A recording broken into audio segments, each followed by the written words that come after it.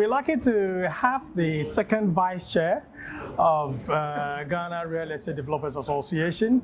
She is in a person of Mrs. Cynthia Opuni, and we are privileged to have her with us and as one of the key brains behind this program.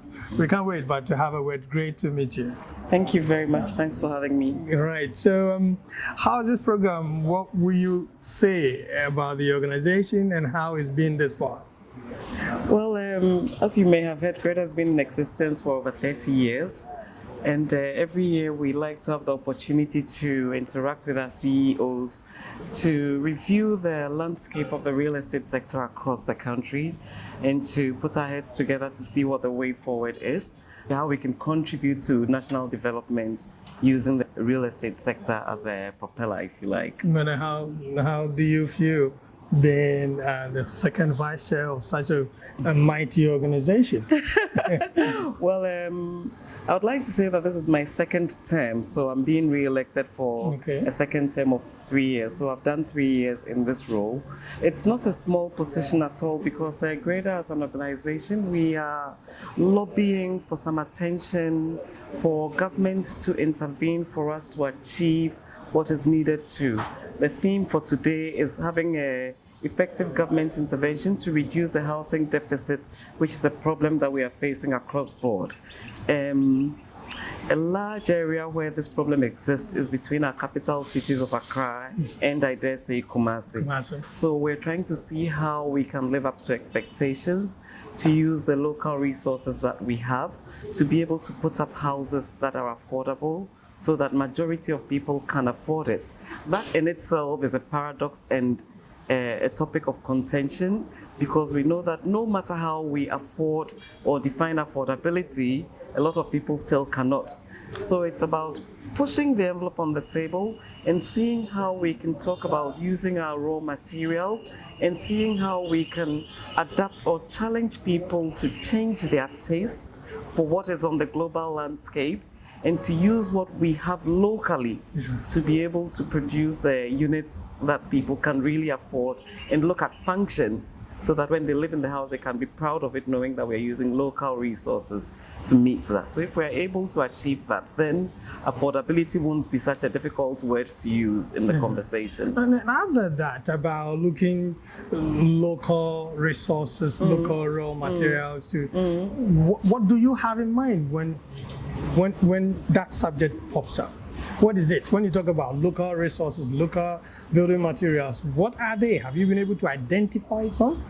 Well, the ones that come to mind immediately are the fact that we can use red bricks in construction.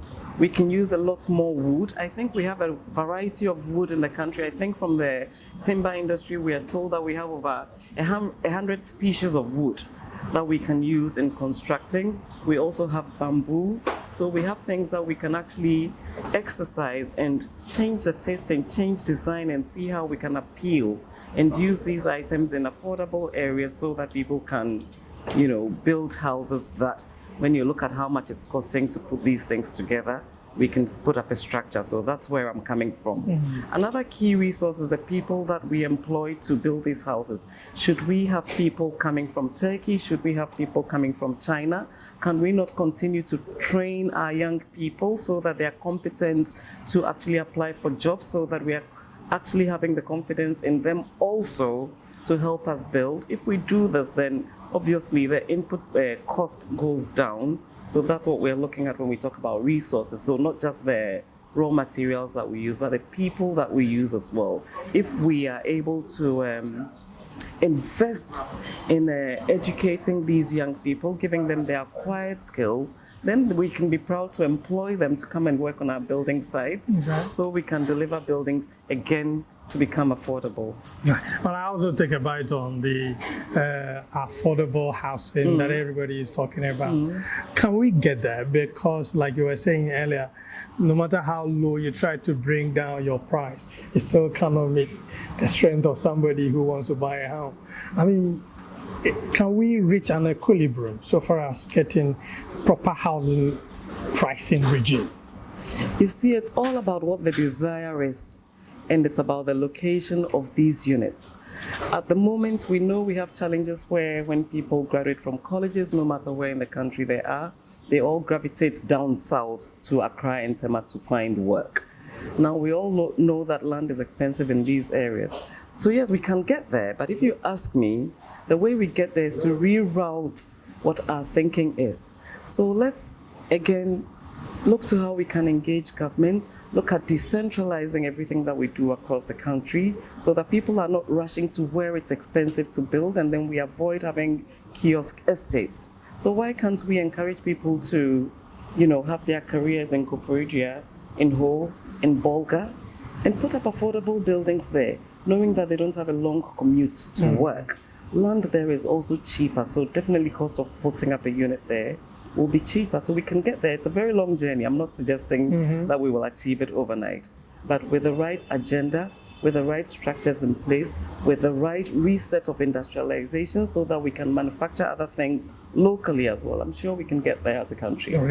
How is it like for GREDA when you attempt to reach out to government? How have you been getting positive responses from government anytime? Because I've heard a lot of talk about collaborating, talking to government.